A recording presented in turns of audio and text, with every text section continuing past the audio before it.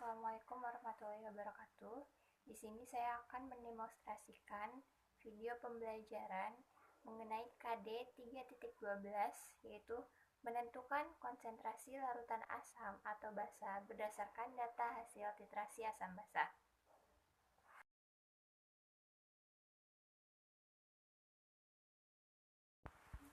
Assalamualaikum warahmatullahi wabarakatuh. Sebelum memulai pembelajaran, mari kita bersama-sama membaca basmalah terlebih dahulu. Bismillahirrahmanirrahim. Alhamdulillah, pada kesempatan kali ini kita masih dapat berkumpul pada pertemuan kali ini dengan keadaan sehat walafiat. Sebelumnya, saya ingin mengabsen terlebih dahulu. Siapa yang tidak hadir? Hadir semua, Bu. Alhamdulillah hadir semua ya.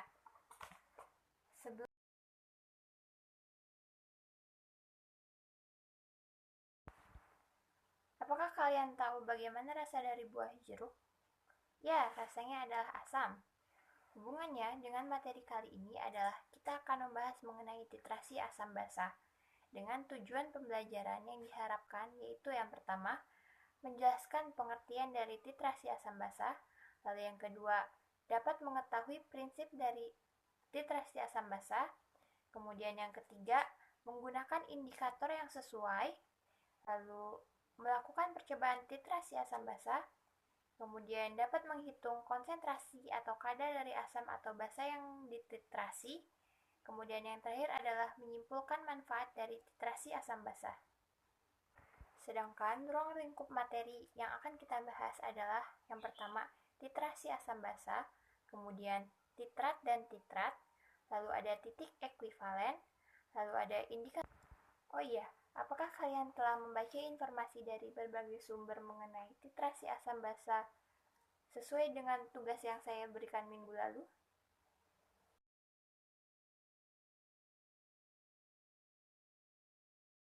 Sekarang saya akan menayangkan sebuah video yang berisi percobaan titrasi asam basa. Silahkan kalian Titrasi asam basa berikut merupakan metode yang digunakan untuk menentukan kadar dari asam atau basa. Nah, bagaimana cara melakukan titrasi asam basa?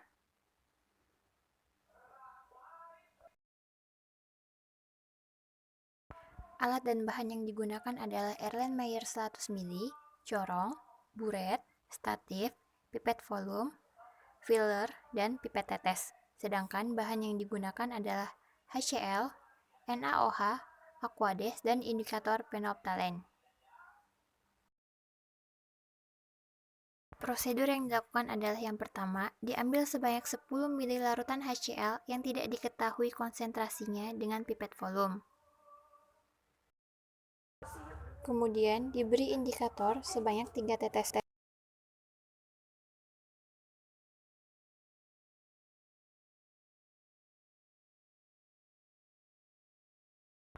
Kemudian buret diisi dengan NaOH 0,1 m. Setelah itu, dilakukan titrasi dengan menggoyangkan Erlenmeyer. Dihentikan titrasi saat larutan berwarna pink permanen, lalu dicatat volume NaOH yang dibutuhkan.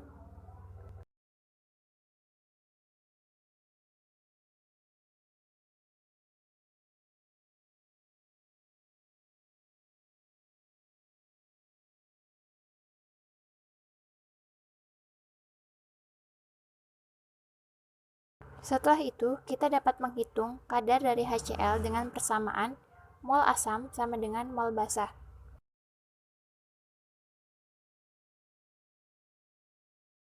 Setelah mengamati video tersebut, apakah ada yang ingin kalian tanyakan? Baik, mungkin saya akan sedikit menjelaskan mengenai titrasi asam basa. Titrasi asam basa merupakan suatu prosedur yang dilakukan saat kita ingin menentukan kemolaran atau kadar suatu asam atau basa berdasarkan reaksi netralisasi. Selain itu, dalam titrasi asam basa terdapat beberapa istilah yang harus kamu ketahui. Beberapa istilah ini diantaranya, yang pertama adalah titran. Titran merupakan suatu zat yang akan ditentukan konsentrasinya dan biasanya diletakkan di dalam labu Erlenmeyer. Kemudian ada titer. Titer merupakan zat yang telah diketahui konsentrasinya dan biasanya diletakkan di dalam buret. Baik titer maupun titran biasanya berupa larutan. Kemudian ada titik akhir titrasi. Titik akhir titrasi merupakan titik saat indikator asam basa mengalami perubahan warna. Selain titik akhir titrasi, terdapat juga titik ekuivalen, di mana titik ekuivalen merupakan titik saat asam dan basa tepat habis bereaksi. Titrasi asam basa bisa dilakukan dengan menggunakan sebuah indikator asam basa serta zat pentiter. Nah, indikator asam basa yang baik untuk titrasi itu ada dua macam, yaitu yang pertama, yang mempunyai trayek perubahan pH yang berada di sekitar titik ekuivalen atau pada titik ekuivalen tersebut. Dan yang kedua, ketika perubahan warna terlihat jelas dan juga tajam. Kemudian, untuk menggunakan indikator asam basa, harus menggunakan beberapa prosedur titrasi. Di antaranya adalah yang pertama, asam yang akan dititrasi mula-mula ditetesi terlebih dahulu indikator asam basa secukupnya. Kemudian, masukkan pentiter yang merupakan basa, tetes demi tetes sambil menghitung. Kemudian yang ketiga, ketika warna indikator berubah, hentikan titrasi karena telah mencapai. Selanjutnya, saya akan menjelaskan beberapa kurva titrasi dari asam dan basa. Yang pertama ada kurva titrasi dari asam kuat dan basa kuat, di mana zat pentiternya adalah basa kuat. Kemudian, daerah perubahan pH drastis dari pH 4 sampai pH 10. Kemudian, pH titik ekuivalennya adalah pada pH 7. Dan indikator yang dapat digunakan adalah metil merah, bromtimol biru, dan phenolphthalein. Kemudian selanjutnya ada kurva titrasi dari basa kuat dengan asam kuat, di mana zat pentiternya adalah asam kuat. Lalu daerah perubahan pH drastis dari 4 sampai 10. Kemudian pH pada titik ekuivalennya masih sama, yaitu karena sama-sama kuat, yaitu pH-nya adalah pada pH 7. Kemudian indikator yang dapat digunakannya pun sama, yaitu metil merah, bromtimol biru, dan phenolphthalein. Selanjutnya, ada kurva titrasi dari asam kuat dan basa lemah, di mana zat pentiternya adalah asam kuat, lalu daerah perubahan pH drastis dari 4 sampai 7, kemudian pH titik ekuivalennya berada pada 5 sampai 6, kemudian indikator yang dapat digunakan adalah metil merah.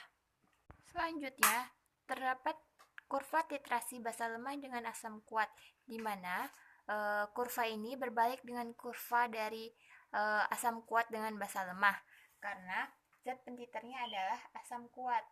Sedangkan daerah perubahan pH drastis pada 4 sampai 7, kemudian pH titik ekuivalennya masih sama, yaitu pada titik 5 sampai 6, dan indikator yang dapat digunakannya pun metil merah, yaitu sama dengan yang tadi. Selanjutnya ada kurva titrasi dari basa kuat dan asam lemah, di mana zat pentiternya adalah asam lemah. Lalu daerah perubahan pH drastis dari 7 sampai 10 dan pH titik ekuivalennya berada pada titik 8 sampai 9.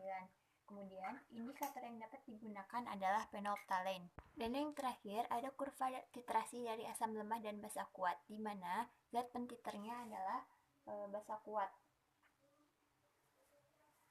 Daerah perubahan pH-nya drastis dari 7 sampai 10. Nah, titik ekuivalennya ini masih sama dengan kurva titrasi dari basa kuat dengan asam lemah, yaitu berada pada titik 8 sampai 9, dan indikator yang dapat digunakannya pun sama, yaitu phenolphthalein. Nah, sekarang saya akan membagi kalian ke dalam beberapa kelompok, di mana satu kelompok terdiri dari 4 orang siswa.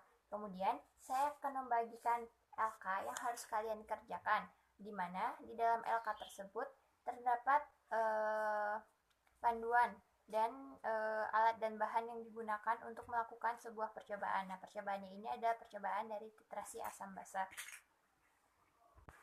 Untuk waktu pengumpulan laporannya adalah minggu depan. Dan minggu depan juga silahkan kalian mempresentasikan data hasil percobaan yang kalian lakukan.